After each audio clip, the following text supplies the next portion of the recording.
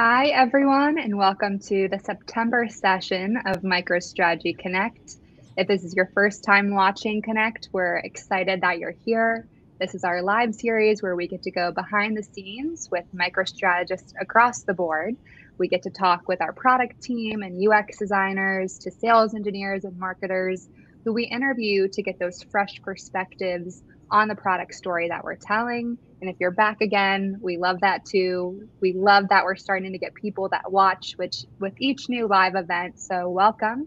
And we've had a lot of great sessions, but we're back with product management today to review all of the new features that we're rolling out this month. It's also end of the quarter, so you get to see some really dynamic innovation that these people have been working on. I'm excited. You guys should be really excited. Not to mention, we have an all new feature rolling out that's had a lot of buzz around it. And Nida's going to give you a sneak peek later. It's really great. So hello, you guys. Welcome. We're excited to have you here. You want to kick off with some introductions? Have Erica start. Erica, why don't you start us off? Sure, Holly. Thank you for having us here. My name is Erica Moreno. I'm a product manager and I'm in charge of Workstation. I have been with MicroStrategy for 3+ years. And before that, I was a consultant working with the MicroStrategy product. Hey, everybody. I'm Divya Singh. I've been at MicroStrategy for about 23 years. I could retire if I was in the military. So yes, I work in technology with these people and some other brilliant technologists building consumer workflows on library, web, and all our mobile applications. Over to you, Nida. Yeah. Hi, everyone. I'm Nida Imtiaz, and I work in product management too with Erica. And I'm working very closely with Divya right now on the feature that we will be unveiling towards the end of this session. So I've been working with MicroStrategy for about 5 years, and I'm very excited to be here and listening to all of your questions and answering it as well. Awesome. Amazing. And we always kick off the Connect series, if you've watched before, with the lightning round. So we're going to get right into it. We have 3 questions for them. So first, what is your favorite feature of MicroStrategy? It can be anything. I like insights a lot. So she just, right? I'm a fan, guys. So insights, and I would say transactions. Nice. I have to say insights because that's all I've been eating, living, sleeping, breathing for the last 6 months. And reports, right? Sure. Reports. For me, since insights is taken, I'll say transactions. I think that's a very cool feature. Transactions, writing back to the database. I think it's a very cool feature. Yeah. And so for those just joining, a lot of their favorite features, they're saying insights, which is a brand new feature rolling out in September. So you'll get to see a little bit of that if you have no idea what we're talking about. And then, yeah, transactions is an awesome one. All right, second question in the lightning round, how do you start your day? So is there a specific routine or anything that you do? Yoga? I don't know. You guys tell me. Yeah, I can start. I start my day with coffee, with a sip of coffee. Before that, I don't do anything. I don't even talk to anyone. I just have my coffee in peacefully, and then I start my day. But I think I need to change that to water with lemon. I heard a lot of scientific reasons behind it, so probably I might have to shift. But what about you, Divya? I start my day with extreme reluctance. Does that count? So, interestingly enough, my husband makes me lemon water in the morning. So I do drink that after I get over my reluctance. And I'm supposed to be doing yoga, Holly, to your question. It's just that my brain talks to the brain part that has to do yoga and convinces it sleep is more important. So I sleep, I get up, and I drink some lemon water. Nice. Definitely, I need to try the lemon water. So I try to exercise a little bit. Not every day happens because sometimes I'm just like trying to get out of bed, trying to get my kid into school and have coffee. That's it. Nice. Yeah. Nice. I always like hearing how you guys start your day and then kickstart all the innovation of technology. But before we jump to the next question, Holly, how do you start your day? I do love yoga. A lot of times I'll start my day, though, by reading a Forbes article or some sort of, business article that kind of helps me get the inspiration for some of the marketing material that we might write. That would be my answer. Yeah. So yeah. I know, right? Like she had the Yeah. Okay. So now moving on, third question is favorite product of all time. And you can say MicroStrategy, but we won't judge you if you don't. So Divya, we'll have you start with this one. Ooh. Do food products count? Yes, absolutely. Well, I'd have to say technology more than a product. My choice would be photography. A little bit of trivia. It's been 200 years since photography was invented. And I love it because I think it has changed the world in so many ways. And while it hasn't changed it's by itself a lot, like to this day, everything in social media is still photography. It's versions of photography, videography. But the fact that all of our memories over time, history is recorded the way it has changed our lives. It may not sound as huge as it is, but it is a huge, I think, I just love it. That's all. And because of photography, we are able to even look what's outside Earth, the planet Earth, like the telescopes and all of that, we are taking images of the universe. That's also pretty cool. Yeah.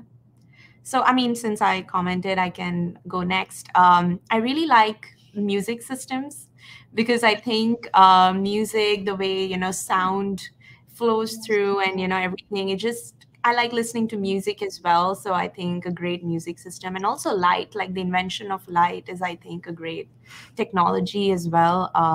Without light, we wouldn't be able to be productive at night, probably. So yeah. What about you, Erica? I like it. Well, I was going to be super simple, and I was going to say my hair dryer because it makes my whole routine in the morning very, very fast. So I'm sorry, girls. I know that you went like very, very deep, but for me, it's like my hair dryer. Yeah. No, it's a good product. Good to have. All right. So if you're still here, we just went through lightning round, and now we will get into the features that you guys are so excited for. And like we said, so this session is focused on all of the new features for September. So those include, generally available ones, and also those that are now preview features. And we'll make sure that you guys know that as we go through them. This release is set to go GA Monday on the 26th, but like everything is subject to change, but we are aiming for next Monday. So get ready. And to start, let's talk about migrations, Erica. So we know there's a lot new for Workstation, but one of the big ticket items for 11.3.7 is migrations and that ability to seamlessly migrate objects across environments. So can you tell us a little bit about that workflow, what administrators can do? Of course, Holly.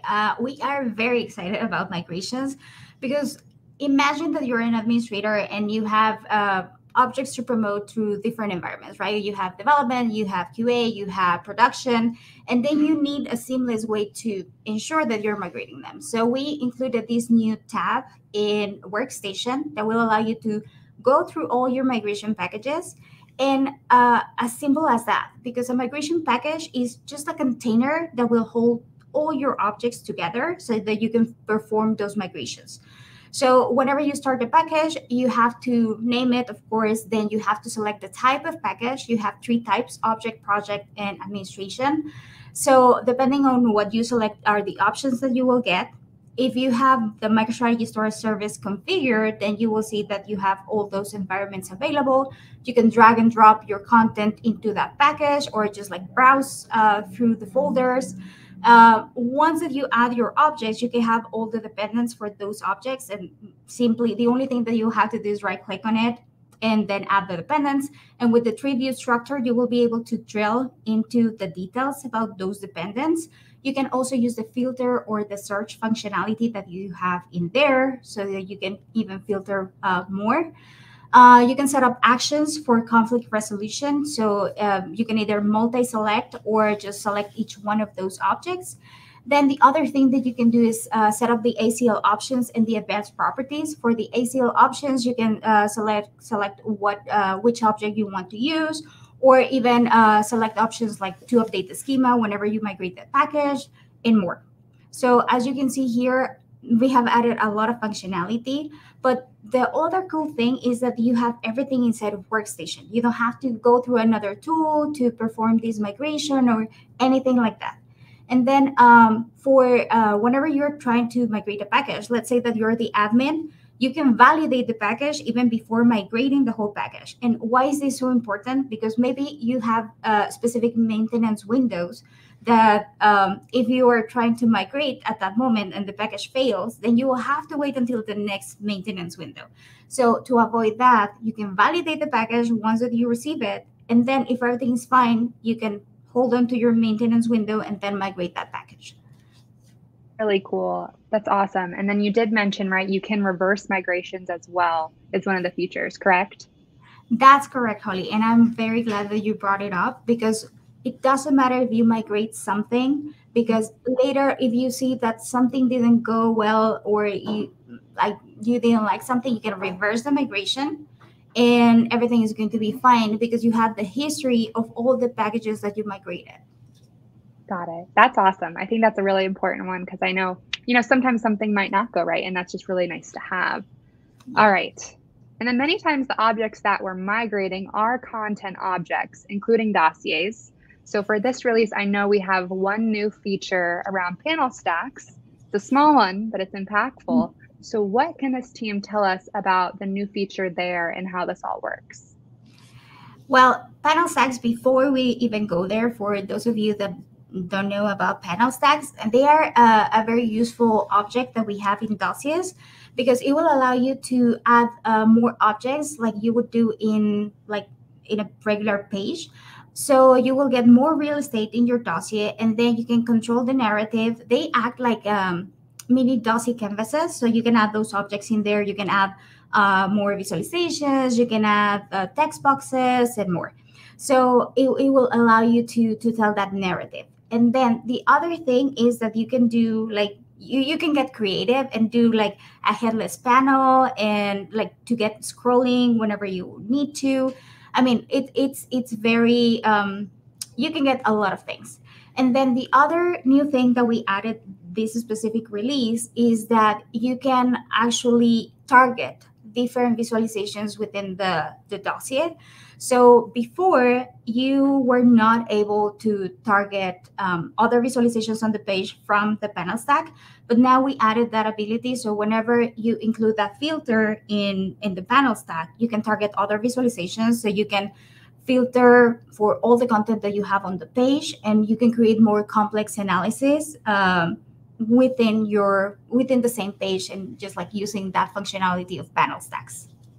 Awesome. So we're saying before, for instance, this map here in the panel stack could only impact that individual panel stack, right? And then now we're seeing that it's targeting the grid, the entire other panel stack, those KPIs, etc. Exactly. Okay. So for example, in the video, you see there that you have the top KPIs, and that can become the target of that panel stack. So that gives you more flexibility to do whatever targeting you want to do. And that way you can just start filtering across the whole page. That's a great one. I love that. And I think that's an important one when you're thinking about, the overall seamless journey that an end user is going through, right, with analysis. And for our end users, that experience of viewing data, exploring insights is so critical to overall analytics adoption, right? And we debuted custom applications earlier this year. So we are allowing administrators and app architects to build more personalized views if they want. But one of the most impactful ways that we see increasing levels of data accessibility is embedding. And so Nida, you've led hyperintelligence for many years now, and hyper is even something we consider embedding. But aside from hyper, there are many ways to leverage the embedding SDK. And in this release, we wanted to talk about one new feature. So can you tell us a little bit about that, Nida? Sure. So embedding and creating customized experiences is one of our core missions in MicroStrategy. It's one of our key investment areas. And so we have an embedding SDK that basically lets customers to integrate, the modern products like dossiers and library into your own app experiences. You can create your own app experience by embedding dossiers and library in your own applications. So with this release, we are basically making library, which is our modern interface. It's a consumption tool where you can consume dossiers, reports, and even insights, which you will see in a few minutes. You can embed the whole component in your own application. You can even embed parts of library and you can customize it. Like you can show or hide the toolbar or the menu bar. There are resources available in the code that help you to, customize these experiences, change entry points or change workflows in it so that, you can basically seamlessly just integrate and not let anyone know that this is MicroStrategy, but you're using all the products and the power of MicroStrategy. So that is the core of Embedding SDK, and we are releasing it, soon. So I hope. And also one more thing I forgot to mention is that you can even create and author dossiers within this embedding component. So once you embed library, through library, you can create and author dossiers. So you can let your analysts do that through your own app. So that's something, that's the new feature that we are releasing, and I hope you all can leverage that. Yeah, and this is amazing, right? Because just with the code that we have, and it is simple for those coders that are using this, it's an entire portal. So a lot of times this is helpful, right, for internal applications where you might need a sales team to have multiple reports, etc. So we've never, done this library within an existing product or application, but we can also do individual visualizations, right? Or like Nida said, pieces of library that might be applicable to a use case so that you can kind of get creative with it, which is really exciting. Yeah. Awesome.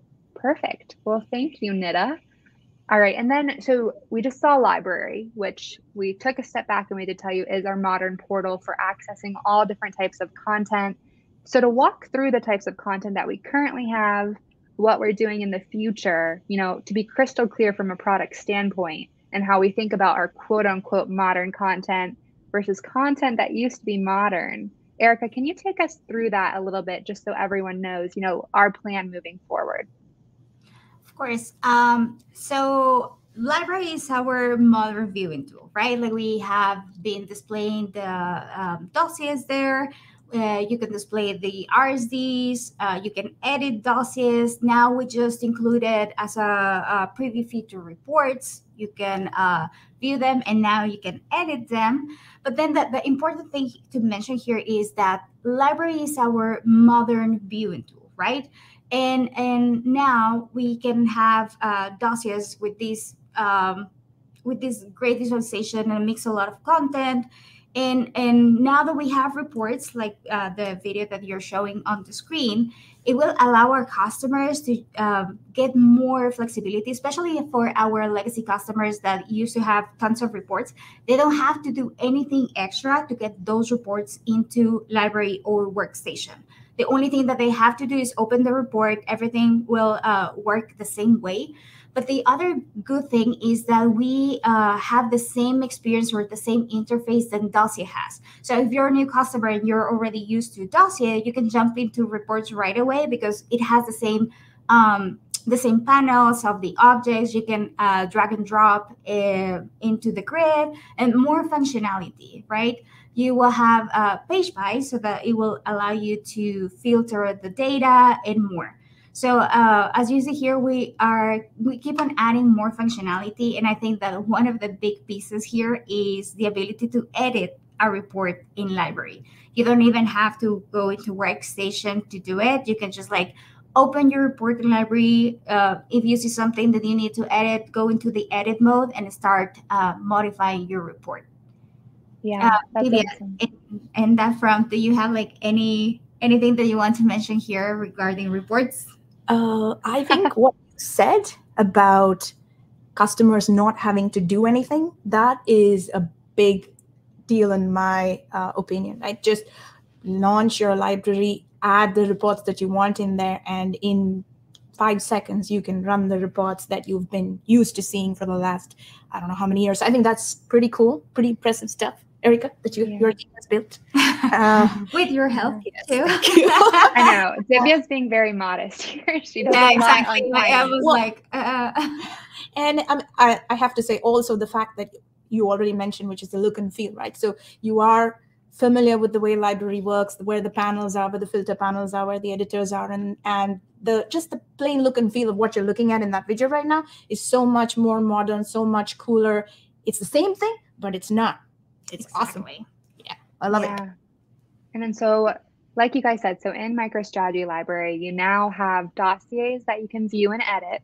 Erica just took you through reports, which is a preview feature now. We're hoping it will be live right at the end of the year, so you can also view and edit that. And you can view documents in Library. And Divya, I wanted to ask you this because you've been here the longest, but how would you describe the difference between documents and dossiers and how we got there? Like if you had a customer come up to you today, how would you answer? Well, documents were the way our customers are used to building pixel perfect content in the past, right? And dossiers, now maintaining those things was painful. Any changes that you had to make, any upgrades that you had to make would probably break the pixel perfect quality of your documents. Now, dossiers are a lot easier to build, a lot more, Erica mentioned this already a couple of times, flexible, they're easier to navigate. So all of that functionality that you have in dossiers, they're responsive, plug it in and go on your iOS device, on your Android device. The flexibility and the functionality that you're getting in dossiers is not quite there in documents. We do understand, though, that there are some gaps still between the two, and we're working on addressing that. You will see more improvements coming over the next year as we bring some of that functionality. Like, for example, I think transactions in dossiers is an excellent example of that functionality that we're bringing. As you can see, Nida's favorite feature. So I hope that answers your question, Holly.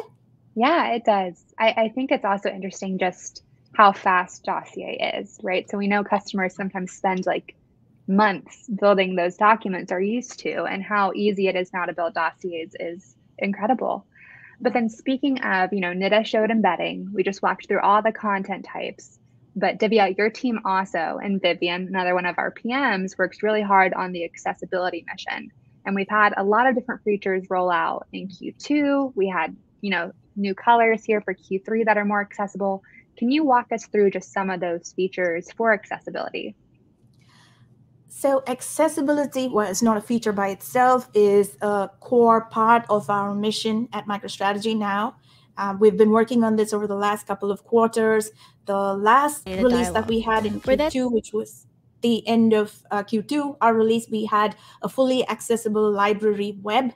This is the first time that we've had that. You can now build a modern grid in library. You will have all the WCAG 2.0 standards for accessibility. That includes focus indicators, color contrasts, screen readers, whether you're on a Mac or a Windows machine.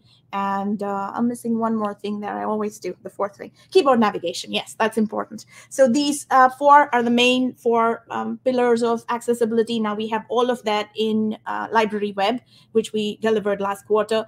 This quarter, we are working on iOS, Library iOS, bringing more refinements into our color palette there. While you look at it by itself, you may not see much of a difference between this time and the last time. And I mean, by itself, you won't see much of a difference, but if you look at it in comparison with our previous month's release, you will notice slight differences in the Library iOS color palette, and this all of that work has been to make the product accessible. We've also increased the contrast ratio, so you will see a 3:1 contrast ratio, which is a WCAG requirement. So our products, as we work towards building and developing new consumable product, every single feature that we build will be accessible going forward. And like Insights or anything else that you see today, any consumer applications have to be accessible going forward. So you will be seeing more of that. Yeah, I think that's incredible, just the work that your team has done. And I think that's another difference between documents and dossier, because a lot of these accessibility features, and correct me if I'm wrong, but are only applicable to dossier and library, right? Yes. Yeah, so that's really great. I love it. And your reports will be accessible too. Yeah. Reports are a big one. I think a ton of our customers have hundreds and hundreds of them. So that's a big thing moving forward. You'll now be able to seamlessly have them in library. All right. And then one thing, so pivoting back to Workstation, Erica, is do we have any other, enhancements that you might want to mention? So we have, reports coming out with it. We saw migrations, but are there any other tools or features for administrators in September? Yeah, well, one of the improvements that we made for Workstation, it might seem very small, but I think that it's a very cool feature that our customers have been requesting, is the ability to process the environment. So whenever you switch into a different blade and you already selected an environment, you don't have to select it again. So that's a huge time saver that we implemented for our customers this release. And then the other thing is the administrators can now configure the LDAP settings right from Workstation. They don't have to go into making changes on the server side. And then we also added advanced properties for the administrator to configure their LDAP directory in their environments. They can set up and map the MSDR user to their LDAP user by enabling or disabling a setting in Workstation. So it's very, very easy to set up. And then for architects, we improved our incremental refresh reports by adding the advanced properties. So before we used to have the PLDB settings and then the advanced properties, but then we just like simplify the whole thing and just merge them together so that you can have this panel with everything that you need for, like, for example, the pre and post SQL statements, or the null handling, or metric aggregations, and all of those things. And then the last thing is that we continue improving our UX and the performance inside of Workstation. We have been working with different customers to make sure that we address some of the issues that they have. So you will see that every single month, Workstation gets better and better. I love it. Yeah, I'm smiling because we're getting a lot of questions coming in, and they're going to be really exciting when you guys answer them later. So we do see one about the formatting options in emails, which is interesting for distribution services. So we'll talk about what's coming for the rest of the year and the upcoming year at the end here. So everyone hang on, but lots of good feedback coming in. All right, and then a big part of building these visualizations, these applications, is obviously the data that we're bringing in, that governed layer. I know Moha would be excited that we're mentioning this, but can we tell everyone what's new for data gateways? Of course. And before we even jump into gateways, I just wanted to give like a little bit of information before, because it is so important that we mention gateways.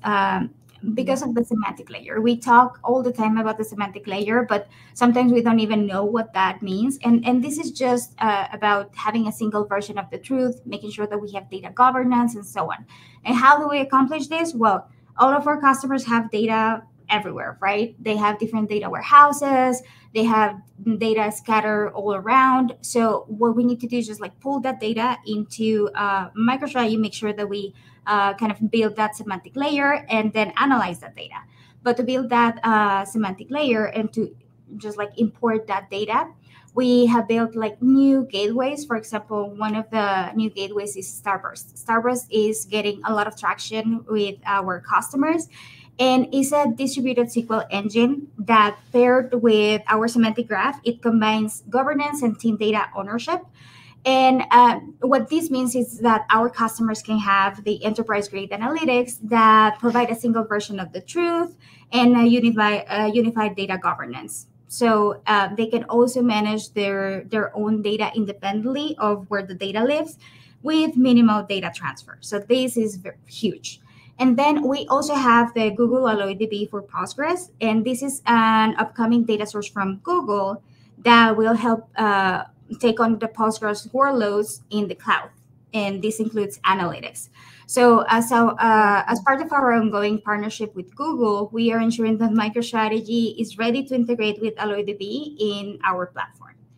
Then, well, speaking of the cloud, and as cloud adoption increases, well, we need to ensure that we have more flexible and robust authentication methods. And MicroStrategy has been OIDC compatible. We enable single sign-on workflows for some of our gateways, but we're improving with every release that administration of the gateways, and we're extending our OAuth workflows to more gateways every time.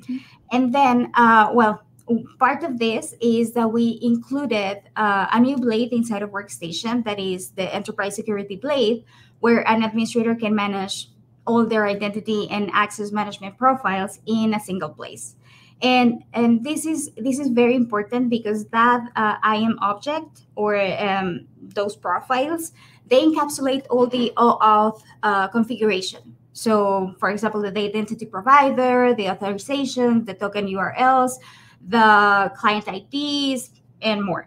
So all of that, well, before you had to configure each one of those data sources to enable the OAuth authentication. But now with those IAM objects, you can actually reuse them and use them as a login method for multiple data sources that support the OAuth.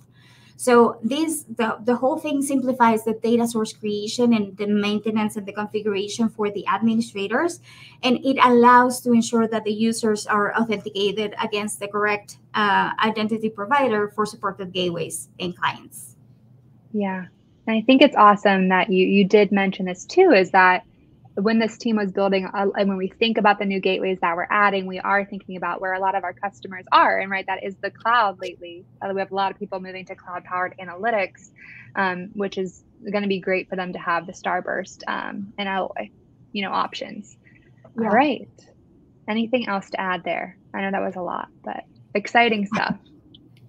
All right. And then last but not least at all, it's probably the most important thing that we've done, right? This quarter. We've been working on it for a while now, Nida and Divya. I'll let you guys speak to it a little bit more, but you've been leading the charge for an entirely new product feature that we plan to fully launch right at the end of this year. It's a kickoff to our augmented journey, and we'll continue that in 2023. But I think everyone's waited a while to see it, but can you guys give us a sneak peek into what Insights is and what it looks like? Sure, yeah. I can start by, just framing about what we are trying to do here. And Divya, you can definitely, she's the engineering lead for the product. So, she'll have more details into the technicalities. But our journey now, you all must have heard about augmented analytics. It has been going around for a couple of years now, and our journey into the augmented space started in 2019 when we released HyperIntelligence. That's where our way was to augment the experience of our business users, of our non-technical users, on the way they get information and data. We wanted to deliver data to them rather than them going and seeking for the data or logging into different BI tools or logging into MicroStrategy and then going through the process of seeking data. What we wanted to do is deliver that data to them. But now what we are trying to do here is we want to deliver some more meaningful insights in the sense what has happened to their most important business metrics and what they need to do about it. So going from there, we are introducing this whole new feature called Insights in Library. So Library, as you've been hearing, it's our modern viewing tool. So there's a new blade called Insights. Now, what Insights does is, firstly, it allows business users, that is our non-technical augmented consumer, to first go and pick and choose their important KPIs from their dossiers.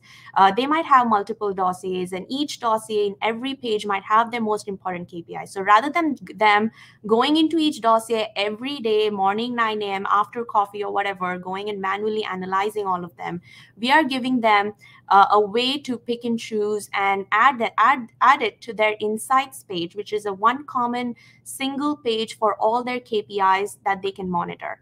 And once they go into this page, you have all your KPIs, you have your changes. You can track the changes and over time of that KPI, track the performance of the KPI over time.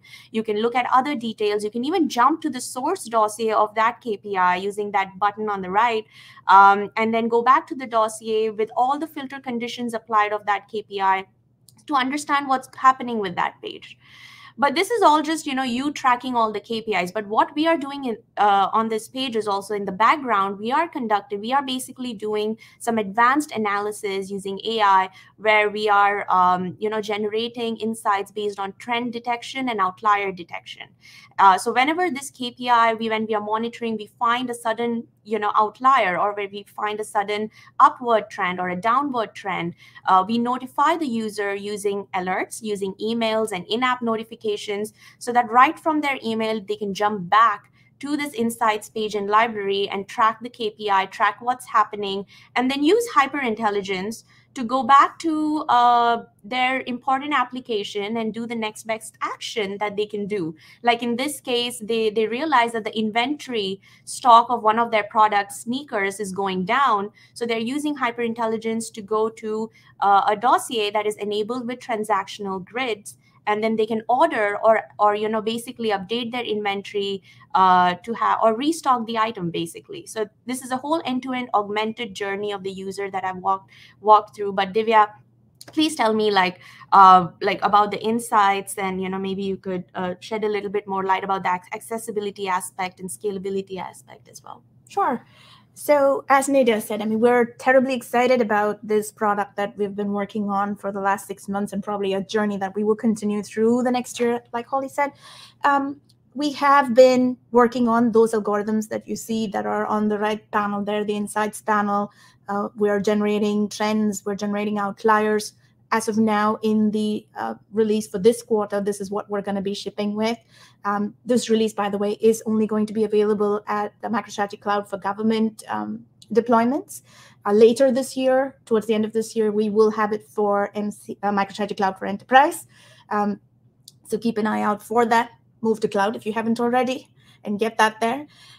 So the algorithms that we have right now, like I said, trends, outliers, we're going to analyze your data over the last few weeks, the last few months, and we'll tell you where we see things that are outliers that are sticking out.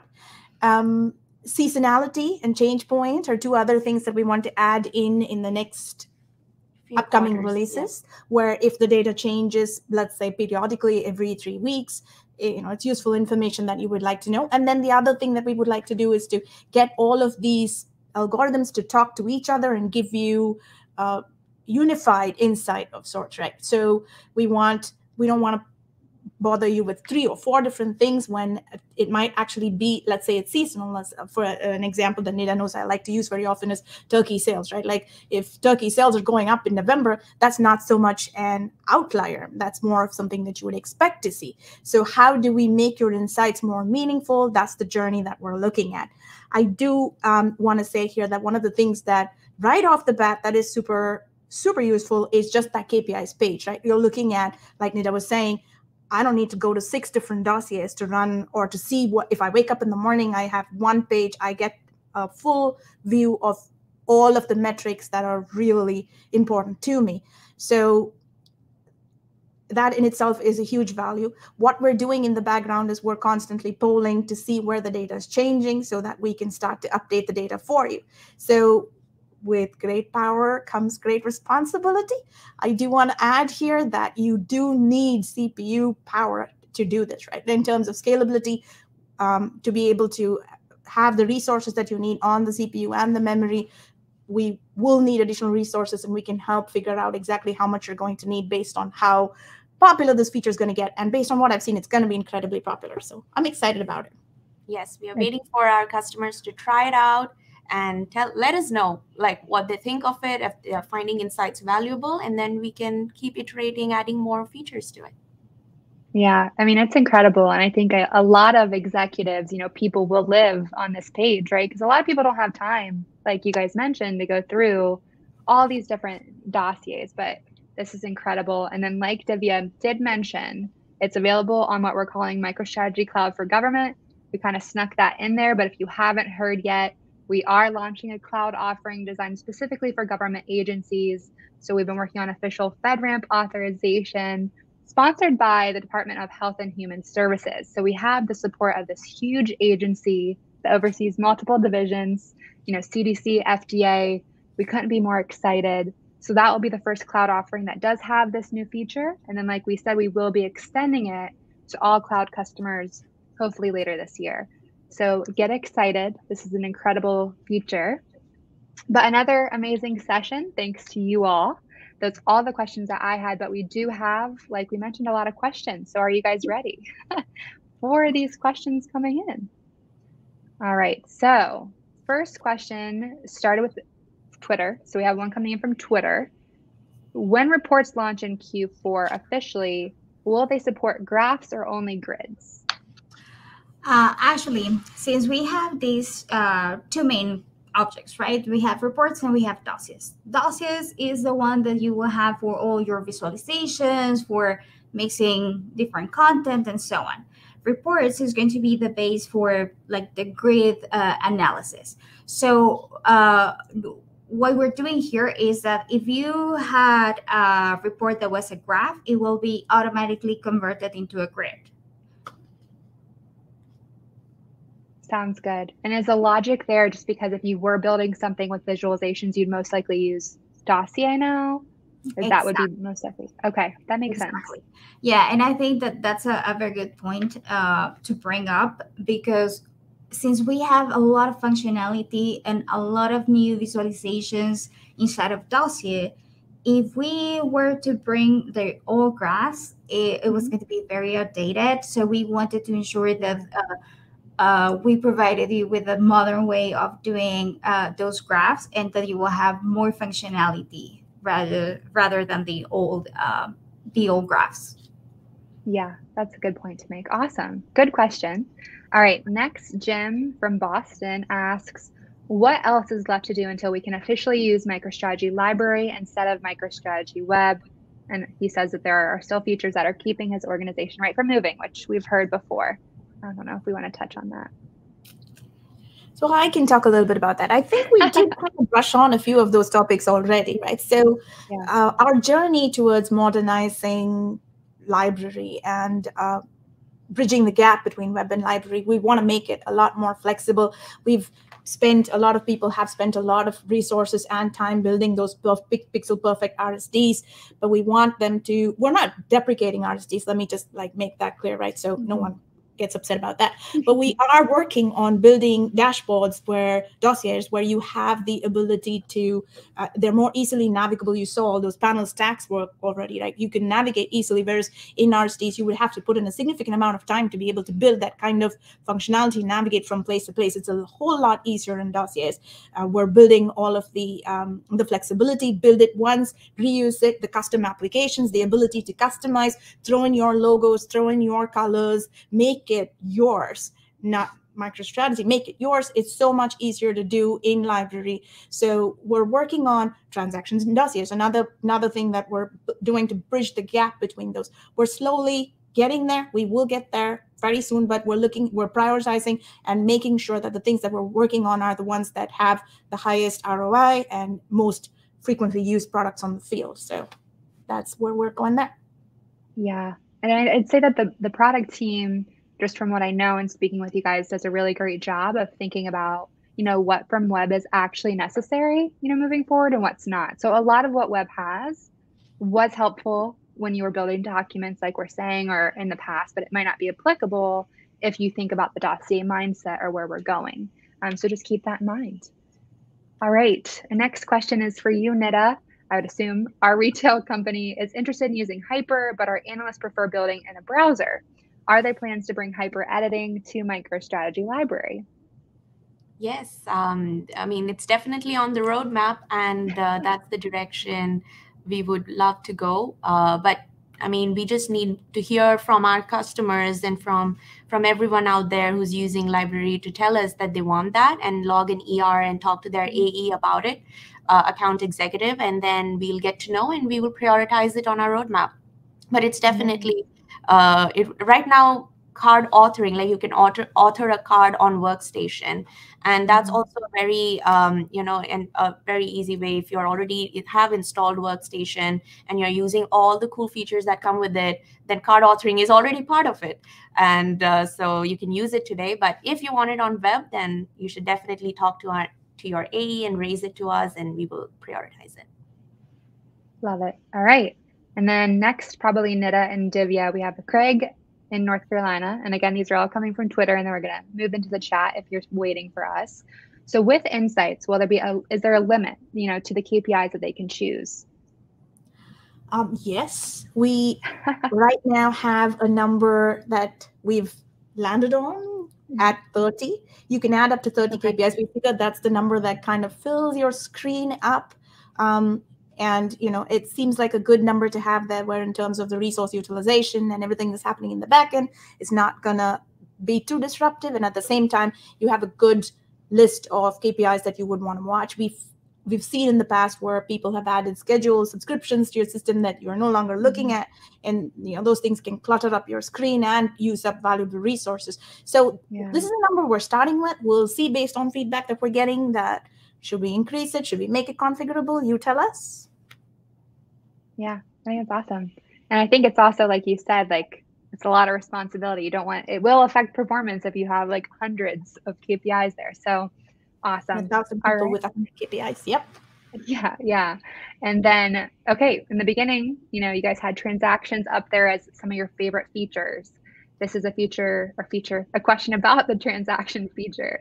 In one of the last connects, we talked about transactions for Dossier. It doesn't have forms yet. Do you plan to add forms for transactions?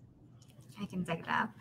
So yes, the short answer is yes, we're planning to add forms into transactions so that you can kind of replace that functionality if you were used to RSDs, where you could have like the transactional forms and create like a mobile application or something like that.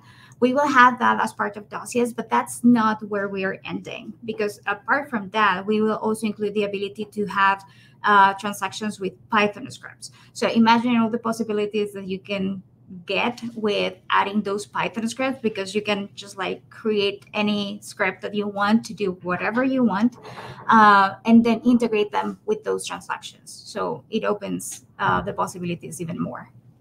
Yeah, a lot of new things that we are adding to things that you're used to, right? So almost making them new and improved, which is exciting. All right, another one for you, Erica, probably one of your favorites. Any plans to retire Object Manager? Yes.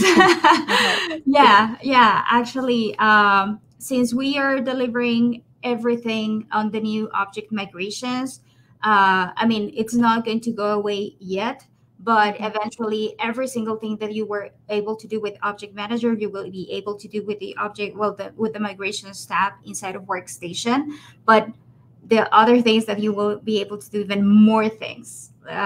So if you want more information, please check out the documentation, and we're releasing also a video that talks a little bit deeper about this object migrations feature, but please make sure to check it out because it's way better than Object Manager, especially for the interaction between the administrator and the architect.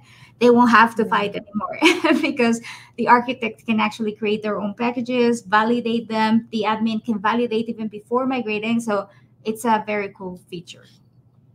Yeah, it's a good question too. All right, this one is related to reports. So Carlos asks, will it be possible to add reports to content groups once the feature is live? Actually, I would assume, but I don't know for sure. Yeah. Yes. Awesome. Yeah. So there you go. Yes. And content groups, if you don't know, is a new awesome feature, just a way to group content, present content within library. So keep that in mind and try it out. All right, next question. Subscribe dossiers as images in email. Any timelines to get this feature? So I think we're asking, is it possible to send dossiers as images in an email? Or do we have plans?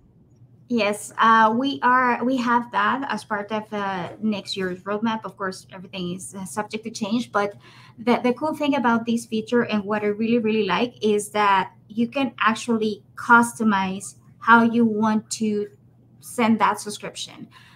Besides having visualizations in the body of the email, you will be able to add unsubscribe links. Make sure that you add the link to go directly to library. As you know, like we are ensuring that security is accounted for, and sometimes we don't want our users to download content. We want them to go into the secure website to consume that content. So that's another big thing. The ability to customize their logo, their header, their footer, and so much more. Yeah, it's really exciting. So they are doing a lot of things for email subscriptions, and I'm excited to see, especially for white labeling those. All right, next question we have from Tony, and I think all of you could probably chime in on this one, but will the library app replace the old red one, meaning the MicroStrategy app? And what are your thoughts on that? I could also probably chime in. We have no immediate plans of replacing the Red app. We do realize that a lot of people have a lot of content that they're building and consuming in the Red app. We do want people to move to library, more modern, more secure, everything that, all of the bells and whistles that it comes with. So we would like to get you on the journey to move off of the Red app to the Blue app, but we are not deprecating that anytime soon. Yeah. And I think I always tell people if you want to remain innovative and you want to have all the latest features, right? And you want to keep up with like the disruption that's happening across tech, especially in data analytics, you want the latest, right? So we're not gonna force you to move, but we will continue to have all the new features and the latest products, right? So we're not deprecating anything, but just keep that in mind. Anything else to add there? Yeah, if you want insights, you need to be on the Blue app. Yep. Yeah, that's true. That's also a good question. Is Insights available yet on mobile, or is that coming? Coming soon. It should be here in Q1 of next year. Awesome. All right. Okay, I'm gonna end on this last question. So Jim, you have the last question. For the package manager, and I'm assuming he's talking about object packages, where does it save the history of all the packages that have been imported? On the metadata. So everything is saved on the metadata. And also another thing to mention here is that we have this new MicroStrategy storage service so that all the packages can go there. And if you configure it and you are using that MicroStrategy storage service, you will be able to validate these packages, have everything there. But you can also do the old way that we used to do with the object manager. That is that you can download it to your local machine and then just like work with those packages locally. But we really encourage you to use that MicroStrategy storage service. Awesome. That was it. You finished. How do you feel? That was it. Those are all the questions. You're done now. But a special thanks to you all for being here. Another amazing session. I'm always impressed with what you all are building and doing. And thank you all for watching. We're excited with all the engagement, and we hope you try out all the new features soon. But again, if you have questions, make sure to reach out to your AE, log all those requests to your AE so we know what you want. But we'll be back with another Connect next month. So prepare and get ready. It's just going to get better. So tune in and we'll talk to you guys soon. But thank you all. We'll see you later. Thank you. Thank you. Bye.